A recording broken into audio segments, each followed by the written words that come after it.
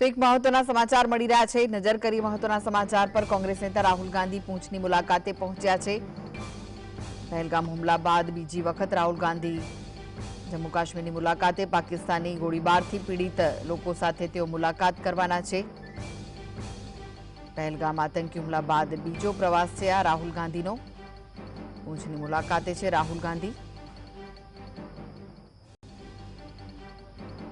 કોંગ્રેસ નેતા રાહુલ ગાંધી પૂંછની મુલાકાતે પહોંચ્યા છે। લોકો સાથે વાતચીત કરી રહ્યા છે।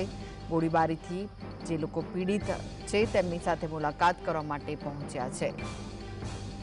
પહેલગામ આતંકી હુમલા બાદ આ બીજો પ્રવાસ છે। પાકિસ્તાન તરફથી જે સતત ગોળીબાર થઈ રહ્યો હતો તેના કારણે અનેક લોકો ઘાયલ થયા હતા। તેમના ઘરોને નુકસાન થયું હતું, તેમના વાહનોને નુકસાન થયું હતું। ત્યારે આવા લોકોની મુલાકાતે રાહુલ ગાંધી પૂંછ પહોંચ્યા છે। જેઓ પાકિસ્તાની ગોળીબારથી પીડિત છે તેમની સાથે વાતચીત કરશે।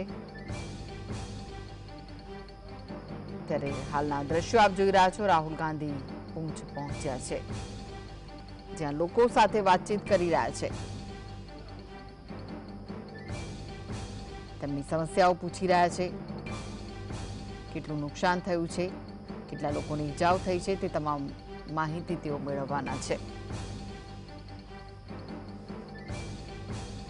તો દાહોદ બાદ કોંગ્રેસના જે નેતા છે રાહુલ ગાંધી પૂંછની મુલાકાતે પહોંચ્યા છે।